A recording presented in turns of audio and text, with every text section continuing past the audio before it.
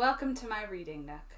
I'm your host, Renee, and today I'll be reading to you a series of short stories written by Hans Christen Anderson. This book that I'm reading out of was compiled by the Canterbury Classics. And without further ado, let's jump into it. The first story is called The Tallow Candle, and it was written in the 1820s. There was sputtering and sizzling as the flames played under the pan. This was the tallow candle's cradle, and out of the warm cradle slipped the candle, perfectly shaped, all of a piece, shiny white and slender.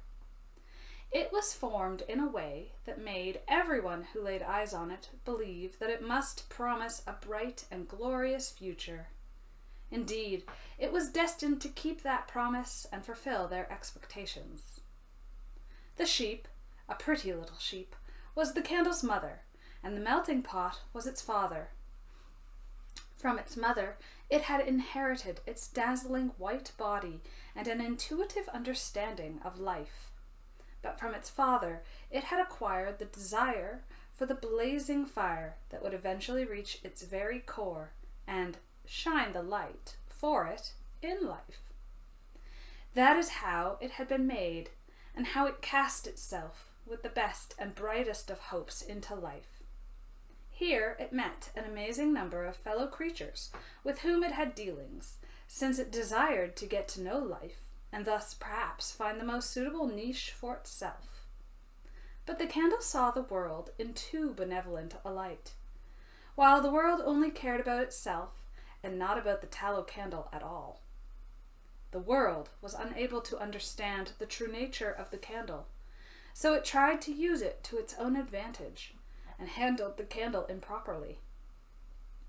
Black fingers made bigger and bigger spots on the white color of innocence, which, little by little, totally disappeared, to be covered with the filth of an outside world that had been far too harsh and come much closer than the candle could bear, since it had been unable to distinguish between the pure and the impure.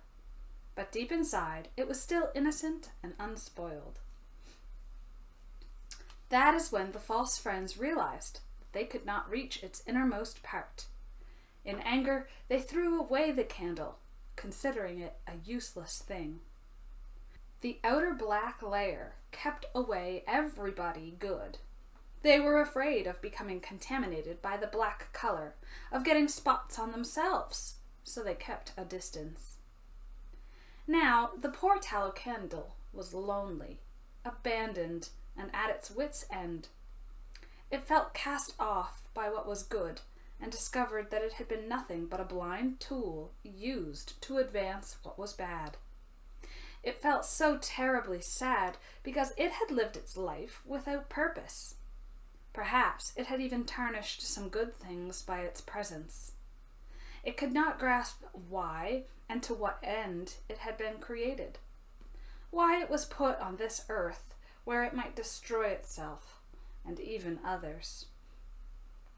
More and more, increasingly deeply, it pondered the situation, but the more it thought, the greater its despondency, since it could not find anything good at all, no real meaning for itself, or see the purpose it had been given at birth. It was as if the black layer had also thrown a veil over its eyes. That was when it met a small flame, a tinderbox. The tinderbox knew the light better than the tallow candle knew itself, for the tinderbox saw everything so clearly, right through the outer layer, and inside it found so much good. Therefore it went closer, and bright hopes emerged in the candle. It lit up, and its heart melted. The flame shone brightly, like a wedding torch of joy.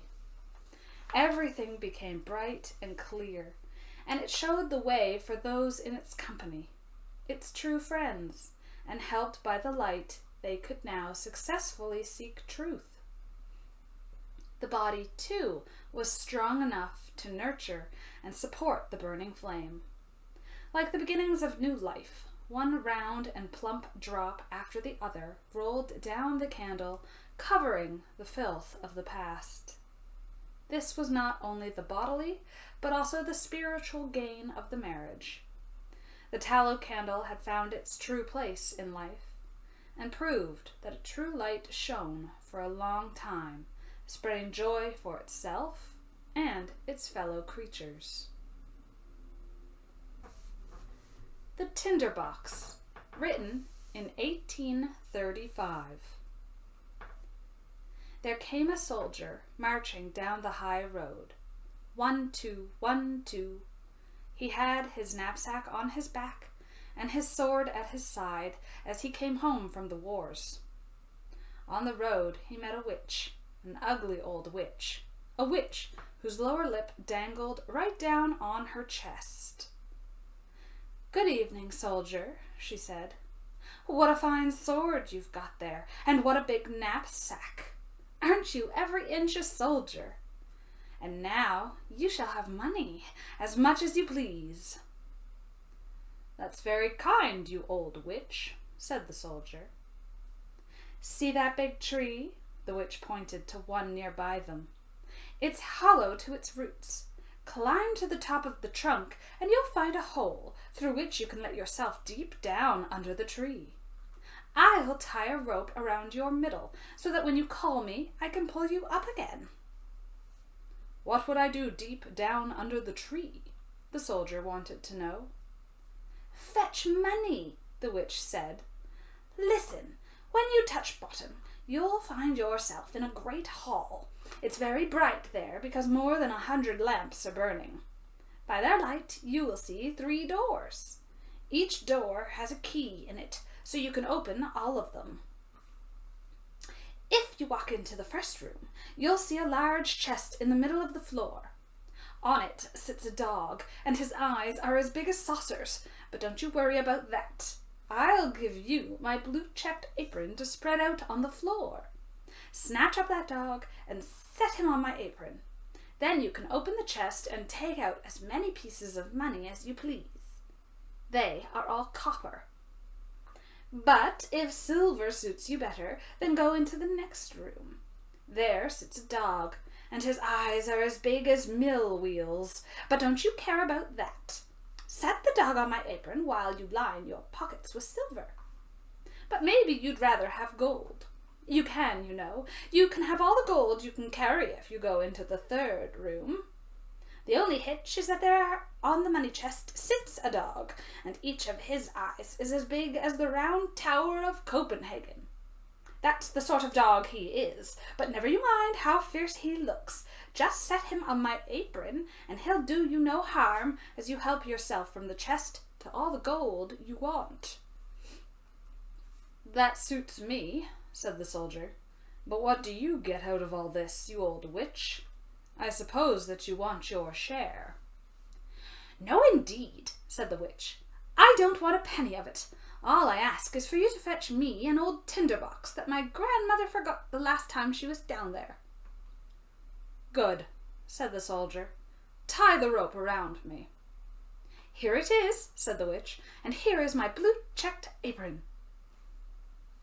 The soldier climbed up to the hole in the tree and let himself slide through it, feet foremost down into the great hall where the hundreds of lamps were burning, just as the witch had said. Now he threw open the first door he came to. Ugh! There sat a dog, glaring at him with eyes as big as saucers. "You're a nice fellow," said the soldier, as he shifted him to the witch's apron and took all the coppers that his pockets would hold. He shut up the chest, set the dog back on it, and made for the second room. Alas and alack, there sat the dog with eyes as big as mill wheels. "Don't you look at me like that," the soldier set him on the witch's apron. "You're apt to strain your eyesight." When he saw the chest brimful of silver, he threw away all of his coppers and filled both his pockets and knapsack with silver alone. Then he went into the third room. Oh, what a horrible sight to see! The dog in there really did have eyes as big as the round tower, and when he rolled them, they spun like wheels. "Good evening," the soldier said, and saluted, for such a dog he'd never seen before. But on second glance he thought to himself, "This won't do." So he lifted the dog down onto the floor and threw open the chest. What a sight! Here was gold, and to spare. He could buy out all Copenhagen with it. He could buy all the cake woman's sugar pigs, and all the tin soldiers, whips, and rocking horses that there were in the world. Yes, there was real money. In short order, the soldier got rid of all the silver coins he had stuffed in his pockets and knapsack, and put gold in their place. Yes, sir, he crammed all his pockets, his knapsack, his cap, and his boots so full that he could scarcely walk. Now he was made of money. Putting the dog back on the chest, he banged out the door and called up through the hollow tree. "Pull me up now, you witch." "Have you got the tinderbox?" asked the witch. "Confound the tinderbox," the soldier shouted. "I clean forgot it." When he fetched it, the witch hauled him up. There he stood on the high road again, with his pockets, boots, knapsack, and cap full of gold. "What do you want with the tinderbox?" he asked the old witch. "None of your business," she told him. "You have your money, so hand over my tinderbox." "Nonsense," said the soldier. "I'll take out my sword, and I'll cut your head off if you don't tell me at once what you want with it." "I won't!" the witch screamed at him. So he cut her head off. There she lay. But he tied all his money in her apron, slung it over his shoulder, stuck the tinderbox in his pocket, and struck out for town. It was a splendid town. He took the best rooms at the best inn, and ordered all the good things that he liked to eat, for he was a rich man now, because he had so much money. The servant who cleaned his boots may have thought them remarkably well worn for a man of such means, but that was before he went shopping. Next morning, he bought boots worthy of him, and the best clothes. Now that he had turned out to be such a fashionable gentleman, people told him all about the splendors of their town, all about their king, and what a pretty princess he had for a daughter. "Where can I see her?" the soldier inquired. "You can't see her at all," everyone said. "She lives in a great copper castle inside all sorts of walls and towers. Only the king can come in and go out of it, for it's been foretold that the princess will marry a common soldier, and the king would rather she didn't." "I'd like to see her just the same," the soldier thought, but there was no way to manage it. Now he lived a merry life. He went to the theatre, drove about in the king's garden, and gave away money to poor people. This was to his credit, for he remembered from the old days what it felt like to go without a penny in your pocket. Now that he was wealthy and well dressed, he had all too many who called him their friend and a genuine gentleman. That pleased him. But he spent money every day without making any, and wound up with only 2 coppers to his name. He had to quit his fine quarters to live in a garret, clean his own boots, and mend them himself with a darning needle. None of his friends came to see him because there were too many stairs to climb. One evening, when he sat in the dark without even enough money to buy a candle, he suddenly remembered there was a candle end in the tinderbox that he had picked up, when the witch sent him down in the hollow tree. He got out the tinderbox, and the moment he struck sparks from the flint of it, his door burst open, and there stood a dog from down under the tree. It was the one with eyes as big as saucers. "What," said the dog, "is my lord's command?" "What's this?" said the soldier. "Have I got the sort of tinderbox that will get me whatever I want?" "Go get me some money," he ordered the dog. Zip! The dog was gone. Zip! He was back, with a bag full of copper in his mouth.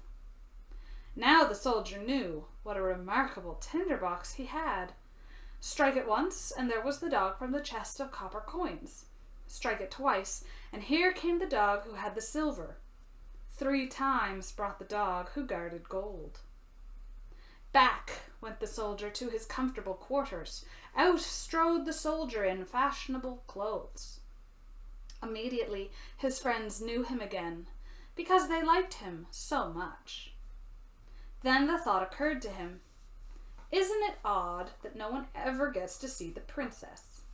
They say she's very pretty, but what's the good of it, as long as she stays locked up in a large copper castle with so many towers? Why can't I see her? Where's my tinderbox? He struck a light, and zip came the dog with the eyes as big as saucers. It certainly is late, said the soldier, practically midnight, but I do want a glimpse of the princess, if for only a moment. Out the door went the dog, and before the soldier could believe it, here came the dog with the princess on his back. She was sound asleep, and so pretty that everyone could see that she was a princess.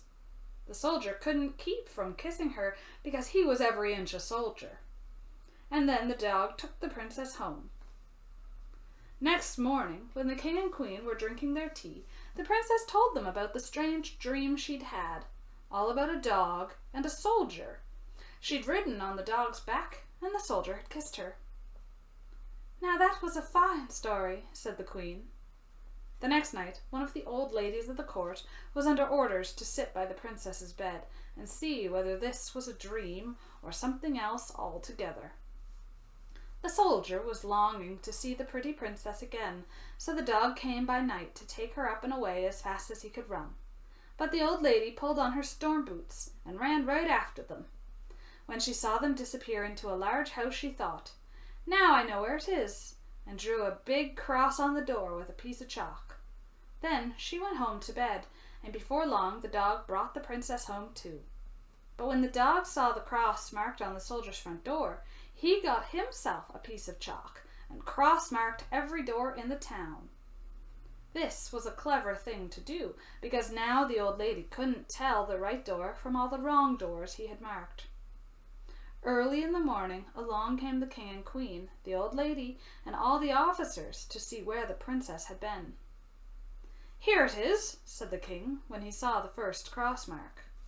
No, my dear, there it is, said the queen, who was looking next door. Here's one, there's one, and yonder is another, they all said. Wherever they looked, they saw chalk marks, so they gave up searching. The queen, though, was an uncommonly clever woman, who could do more than ride in a coach. She took her big gold scissors, cut out a piece of silk, and made a neat little bag. She filled it with fine buckwheat flour and tied it onto the princess's back. Then she pricked a little hole in it so that the flour would sift out along the way wherever the princess might go. Again the dog came in the night, took the princess on his back, and ran with her to the soldier, who loved her so much that he would have been glad to be a prince just so he could make her his wife. The dog didn't notice how the flour made a trail from the castle right up to the soldier's window, where he ran up the wall with the princess. So in the morning it was all too plain to the king and queen just where their daughter had been. They took the soldier and they put him in prison. And there he sat. It was dark and it was dismal, and they told him, "Tomorrow is the day for you to hang." That didn't cheer him up any, and as for his tinderbox, he'd left it behind in the inn. In the morning he could see through his narrow little window how the people all hurried out of town to see him hanged. He heard the drums beat, and he saw the soldiers march. In the crowd of running people, he saw a shoemaker's boy in a leather apron and slippers.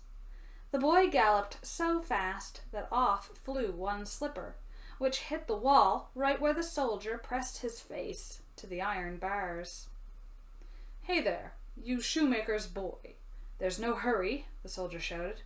"Nothing can happen till I get there. But if you run to where I live and bring me my tinderbox, I'll give you 4 coppers. Put your best foot foremost."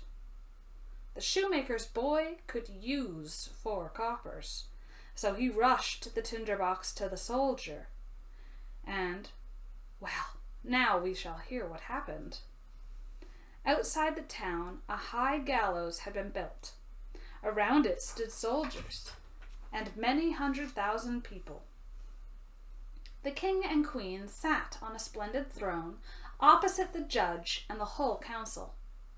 The soldier already stood upon the ladder, but just as they were about to put the rope around his neck, he said the custom was to grant a poor criminal's one last small favor. He wanted to smoke a pipe of tobacco, the last he'd be smoking in this world. The king couldn't refuse him, so the soldier struck fire from his tinderbox. Once, twice, and a 3rd time. Zip! There stood all the dogs, one with eyes as big as saucers, one with eyes as big as mill wheels, one with eyes as big as the round tower of Copenhagen. "Help me! Save me from the hanging," said the soldier. Those dogs took the judges and all the council, some by the leg and some by the nose, and tossed them so high that they came down broken to bits. "Don't!" cried the king, but the biggest dog took him, and the queen too, and tossed them up after the others. Then the soldiers trembled, and the people shouted, "Soldier, be our king, and marry the pretty princess." So they put the soldier in the king's carriage. All 3 of his dogs danced in front of it and shouted, "Hurrah!" The boys whistled through their fingers, and the soldiers saluted. The princess came out of the copper castle to be queen, and that suited her exactly. The wedding lasted all of a week, and the 3 dogs sat at the table with their eyes opened wider than ever before. The end. Little Claus and Big Claus, written in 1835. In a village there lived 2 men who had the self-same name. Both were named Claus, but one of them owned 4 horses, and the other owned only 1 horse. So, to distinguish between them, people called the man who had 4 horses Big Claus, and the man who only had 1 horse Little Claus. Now, I'll tell you what happened to these 2, for it is a true story. The whole week through, Little Claus had to plow for Big Claus and lend him his only horse. In return, Big Claus lent him all 4 of his horses, but only for 1 day a week, and that had to be Sunday. Each Sunday, how proudly Little Claus cracked his whip over all 5 horses, which were as good as his own on that day. How brightly the sun shone, how merry were the church bells that rang in its steeple. How well dressed were all the people who passed him with hymn books tucked under their arms. And as they went their way to church to hear the parson preach, how the people did stare to see Little Claus plowing with all 5 horses. This made him feel so proud that he would crack his whip and holler, "Get up, all my horses!" "You must not say that," Big Claus told him. "You know as well as I do that only 1 of those horses is yours." But no sooner did another bevy of churchgoers come by than Little Claus forgot he mustn't say it and hollered, "Get up, all my horses!" "Don't you say that again," Big Claus told him. "If you do, I'll knock your horse down dead in his traces, and that'll be the end of him." "You won't catch me saying it again," Little Claus promised. But as soon as people came by, nodding to him and wishing him good morning, he was so pleased and so proud of how grand it looked to have 5 horses plowing his field that he hollered again, "Get up, all my horses!" "I'll get up your horse for you," Big Claus said, and he snatched up a tethering mallet, and he knocked Little Claus's 1 and only horse on the head so hard that it fell down dead. "Now I haven't any horse at all," said Little Claus, and he began to cry. But by and by he skinned his dead horse and hung the hide to dry in the wind. Then he crammed the dry skin in a sack, slung it up over his shoulder, and set out to sell it in the nearest town. It was a long way to go, and he had to pass through a dark, dismal forest. Suddenly, a terrible storm came up, and he lost his way. Before he could find it again, evening overtook him. The town was still a long way off, and he had come too far to get home before night. Not far from the road, he saw a large farmhouse. The shutters were closed, but light showed through a crack at the top of the windows. "Maybe they'll let me spend the night here," little Claus thought, as he went to the door and knocked. The farmer's wife opened it, and when she heard what he wanted, she told him to go away. She said her husband wasn't home, and she wouldn't have any strangers in the house. "Then I'll have to sleep outside," little Claus decided, as she slammed the door in his face. Near the farmhouse stood a large haystack, leading up to a thatched roof of a shed, which lay between it and the house. "That's where I'll sleep," said little Claus, when he noticed the thatch. "It will make a wonderful bed. All I hope is that the stork doesn't fly down and bite my legs." For a stork was actually standing guard on the roof where it had a nest. So little Claus climbed to the roof of the shed. As he turned over to make himself comfortable, he discovered that the farmhouse shutters didn't come quite to the top of the windows, and he could see over them. He could see into a room where a big table was spread with wine and roast meat and a delicious fish. The farmer's wife and the sexton were sitting there at the table all by themselves. She kept helping him to wine, and he kept helping himself to fish. He must have loved fish. "Oh, if only I could have some too," thought little Claus. By craning his neck toward the window, he caught sight of a great, appetizing cake. Why, they were feasting in there! Just then he heard someone riding down the road to the house. It was the farmer coming home. He was an excellent man, except for just one thing. He could not stand the sight of a sexton. If he so much caught a glimpse of one, he would fly into a furious rage, which was the reason why the sexton had gone to see the farmer's wife while her husband was away from home. And the good woman could do no less than set before him all the good things to eat that she had in the house. When she heard the farmer coming, she trembled for the sexton and begged him to creep into a big empty chest, which stood in one corner of the room. He lost no time about it, because he knew full well that her poor husband couldn't stand the sight of a sexton. The woman quickly set aside the wine and hid the good food in her oven, because if her husband had seen the feast, he would have asked questions hard to answer. Oh dear! Up on the shed, little Claus sighed to see all the good food disappearing. "Who's up there?" The farmer peered up at little Claus. "Whatever are you doing up there? Come into the house with me." So little Claus came down. He told the farmer how he had lost his way and asked if he could have shelter for the night. "Of course," said the farmer, "but first let us have something to eat." The farmer's wife received them well, laid the whole table, and set before them a big bowl of porridge. The farmer was hungry and ate it with a good appetite, but little Claus was thinking of the good roast meat, that fish, and that cake in the oven. Besides, his feet under the table lay his sack with the horsehide, for as we know, he was on his way to sell it in the town. Not liking the porridge at all, little Claus trod on the sack, and the dry hide gave a loud squeak. "Shh!" little Claus said to his sack, at the same time that he trod on it so hard that it squeaked even louder. "What on earth have you gotten there?" said the farmer. "Oh, just a conjurer," said little Claus. "He tells me we don't have to eat the porridge, because he has conjured up a whole ovenful of roast meat, fish, and cake for us." "What do you say?" said the farmer. He made haste to open the oven, where he found all the good dishes. His wife had hidden them there, but he quite believed that they had been conjured up by the wizard in the sack. His wife didn't dare open her mouth as she helped them to their fill of meat, fish, and cake.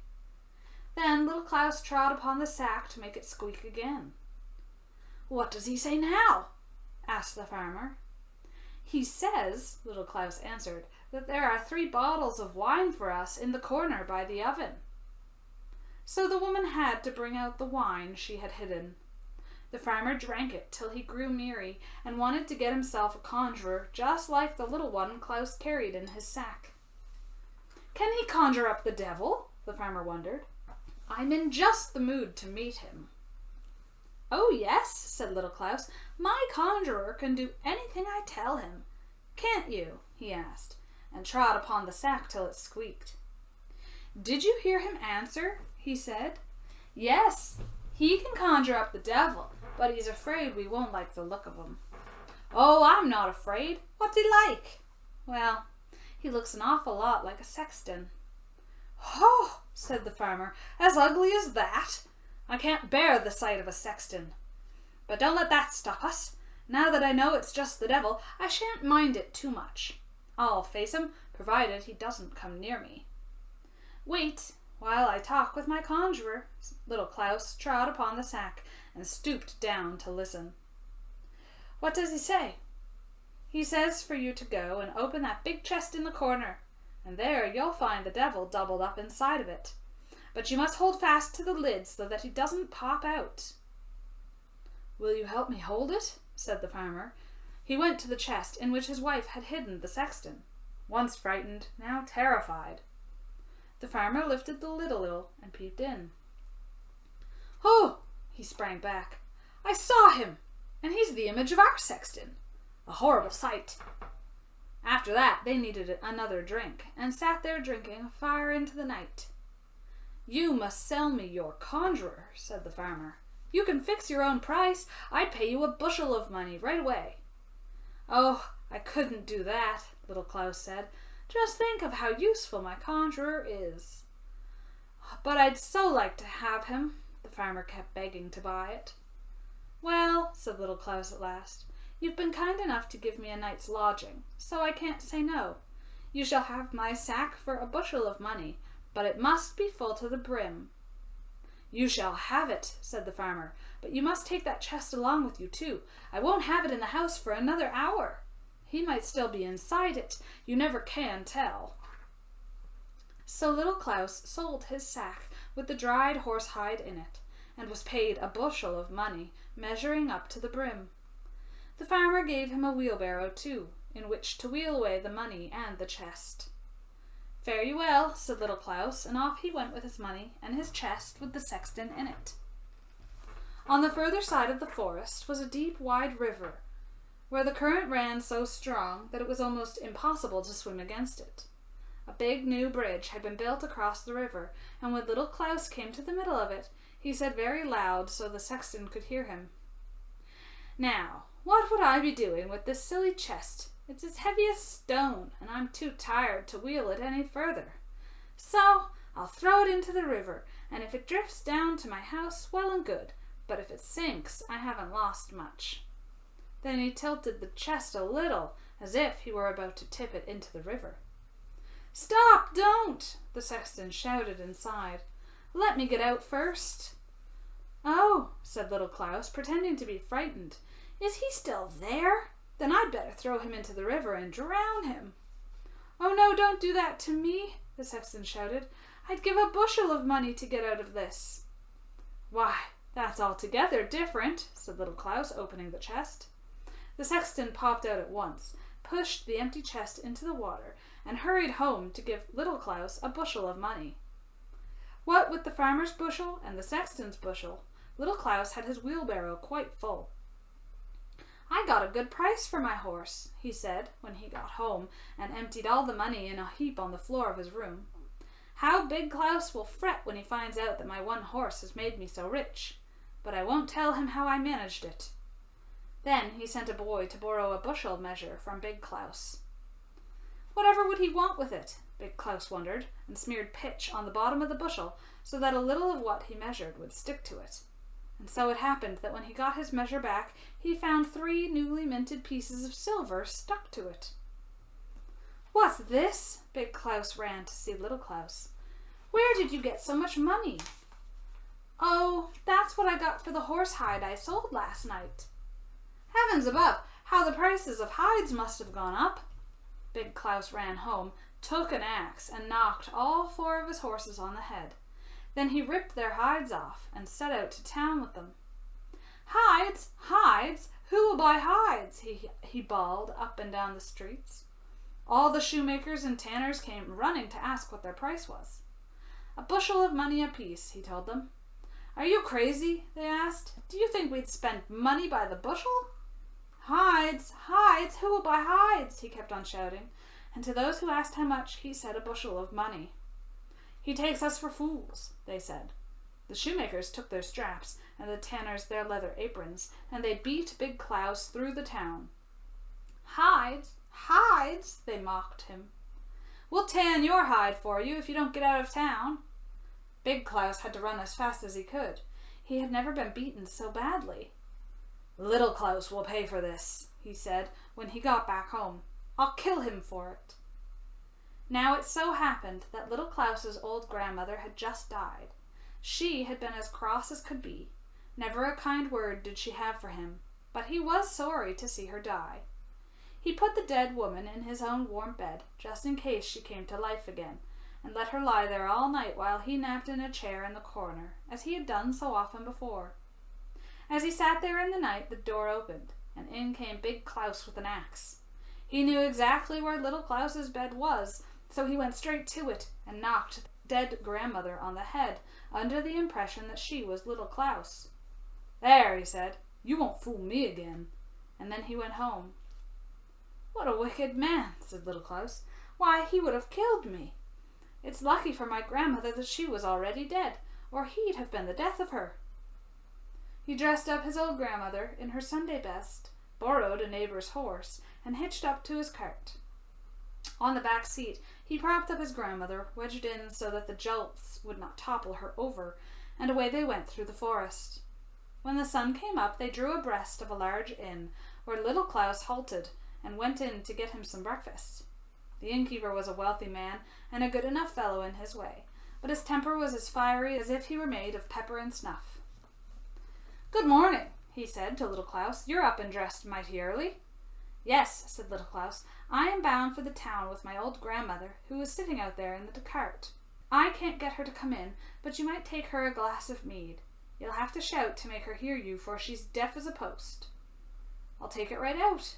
The innkeeper poured a glass full of mead and took it to the dead grandmother, who sat stiffly on the cart. "Your grandson sent you a glass of mead," said the innkeeper, but the dead woman never said a word. She just sat there. "Don't you hear me?" the innkeeper shouted his loudest. "Here's a glass of mead from your grandson." Time after time he shouted it, but she didn't budge. He flew into such a rage that he threw the glass in her face. The mead splashed all over her as she fell over backwards, for she was just propped up, not tied in place. "Confound it!" Little Klaus rushed out the door and took the innkeeper by the throat. "You've gone and killed my grandmother! Look, there's a big hole in her forehead!" "Oh, what a calamity!" The innkeeper wrung his hands. "And all because of my fiery temper. Dear Little Klaus, I'll give you a bushel of money, and I'll bury your grandmother as if she were my very own. But you must hush this thing up for me, or they'll chop off my head. Oh, how I'd hate it!" So it came about that Little Klaus got another bushel of money, and the landlord buried the old grandmother as if she'd been his own. Just as soon as Little Klaus got home, he sent a boy to borrow a bushel measure from Big Klaus. "Little Klaus wants to borrow it," Big Klaus asked. "Didn't I kill him?" "I'll go and see about that." So he took the measure over to Little Klaus. "Where did you get all that money?" he asked, when he saw the height of the money pile. "When you killed my grandmother instead of me," Little Klaus told him. "I sold her for a bushel of money." "Heavens above, that was indeed a good price," said Big Klaus. He hurried home, took an axe, and knocked his old grandmother on the head. Then he put her in a cart and drove off to town, and asked the apothecary if he wanted to buy a dead body. "Whose dead body?" asked the apothecary. "Where'd you get it?" "It's my grandmother's dead body. I killed her for a bushel of money," Big Klaus told him. "Lord," said the apothecary, "man, you must be crazy. Don't talk like that or they'll chop your head off." Then he told him straight that he had done a wicked deed, that he was a terrible fellow, and that the worst of punishments was much too good for him. Big Klaus got frightened. He jumped in his cart, whipped up the horses, and drove them home as fast as they would take him. The apothecary and everyone else thought he must be a madman, so they didn't stand in his way. "I'll see that you pay for this," said Big Klaus when he reached the high road. "Oh, won't I make you pay for this, Little Klaus?" The moment he got home, he took the biggest sack he could find and went to see Little Klaus and said, "You've deceived me again. First I killed my 4 horses, then I killed my old grandmother, and it's all your fault. But I'll make sure you don't make a fool of me again." Then he caught Little Klaus and put him in the sack, slung it up over his back, and told him, "Now I shall take you and drown you." It was a long way to the river, and Little Klaus was no light load. The road went by the church, and as they passed they could hear the organ playing and the people singing very beautifully. Big Klaus set down his sack just outside the church door.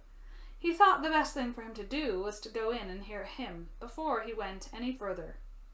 Little Klaus was securely tied in the sack, and all the people were inside the church, so Big Klaus went in too. Oh dear, Little Klaus sighed in the sack. Twist and turn as he might, he could not loosen the knot. Then a white-haired old cattle drover came by, leaning heavily on his staff. The herd of bulls and cows he was driving bumped against the sack Little Klaus was in, and overturned it. "Oh dear," Little Klaus sighed, "I'm so young to be going to heaven." "While I," said the cattle drover, "am too old for this earth, yet heaven will not send for me." "Open the sack," Little Klaus shouted.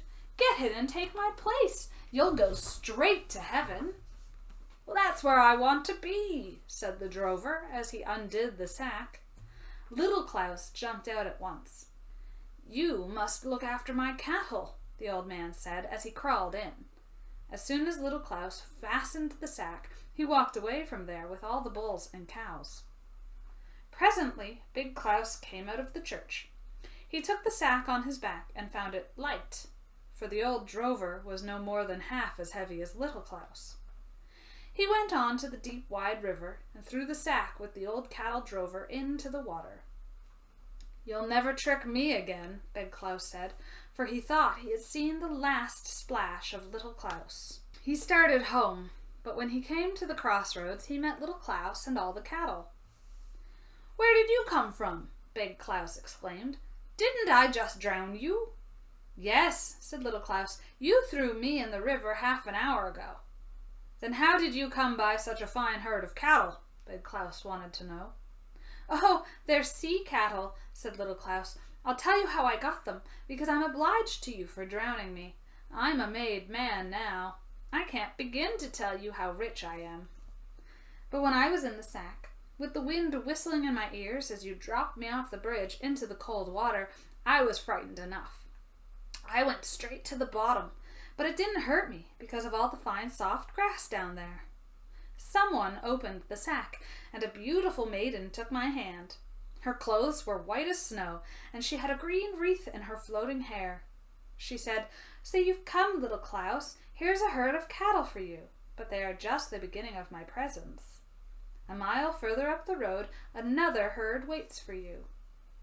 Then I saw that the river is a great highway for the people who live in the sea. Down on the bottom of the river, they walked and drove their cattle straight in from the sea to the land where the rivers end. The flowers down there are fragrant, the grass is fresh, and fish flit by as birds do up here. The people are fine, and so are the cattle that come grazing along the roadside." "Then why are you back so soon?" Big Klaus asked. "If it's all so beautiful, I'd have stayed there." "Well," said Little Klaus, "I'm being particularly clever. You remember I said the sea maiden told me to go 1 mile up the road and I'd find another herd of cattle. By road she meant the river, for that's the only way she travels. But I know how the river turns and twists, and it seemed too roundabout a way of getting there. By coming up on land, I took a shortcut that saves me half a mile. So I get my cattle that much sooner." "You are a lucky man," said Big Klaus. "Do you think I would get me some cattle too if I went down to the bottom of the river?" "Oh, I'm sure you would," said little Klaus. "Don't expect me to carry you there in a sack, because you're too heavy for me. But if you walk up to the river and crawl inside the sack, I'll throw you in with the greatest of pleasure." "Thank you," said Big Klaus, "but remember, if I don't get a herd of sea cattle down there, I'll give you a thrashing, believe me." "Would you really?" said little Klaus. As they came to the river, the thirsty cattle saw the water and rushed to drink it. Little Klaus said, "See what a hurry they are to get back to the bottom of the river." "Will you help me get there first?" Big Klaus commanded, "or I'll give you that beating right now." He struggled into the big sack which had been laying across the back of one of the cattle. "Put a stone in, or I'm afraid I shan't sink," said Big Klaus. "Oh, no fear of that," said little Klaus, and he put a big stone in the sack, tied it tightly, and pushed it into the river. Splash! Up flew the water, and down to the bottom sank Big Klaus. "I'm rather afraid he won't find what I found," said little Klaus, as he herded all of his cattle home. The Princess on the Pea, written in 1835. Once there was a prince who wanted to marry a princess. Only a real one would do. So he traveled through all the world to find her, and everywhere things went wrong. There were princesses aplenty, but how was he to know whether they were all real princesses? There was something not quite right about them all. So he came home again and was unhappy, because he did so want to have a real princess. One evening, a terrible storm blew up. It lightened and thundered and rained. It was really frightful. In the midst of it all came a knocking at the town gate. The old king went to open it. Who should be standing outside but a princess? And what a sight she was in all that rain and wind. Water streamed from her hair down her clothes into her shoes and ran out at the heels. Yet she claimed to be a real princess. "We'll soon find that out," the old queen thought to herself. Without saying a word about it, she went to the bedchamber, stripped back the bedclothes, and put just one pea in the bottom of the bed. Then she took 20 mattresses and piled them on the pea. Then she took 20 eider-down feather beds and piled them on the mattresses. Up on top of all of these, the princess was to spend the night. In the morning, they asked her, "Did you sleep well?" "Oh," said the princess, "no, I scarcely slept at all. Heaven knows what's in that bed. I lay on something so hard that I'm black and blue all over. It was simply terrible." They could see she was a real princess, and no question about it, now that she had felt one pea all the way through 20 mattresses and 20 more feather beds. Nobody but a princess could be so delicate. So the prince made haste to marry her, because he knew he had found a real princess. As for the pea, they put it in the museum. There it's still to be seen, unless somebody has taken it. That's a true story. This has been the reading of 4 short stories by Hans Christen Anderson. I hope you enjoyed them, and I'll be back with more later.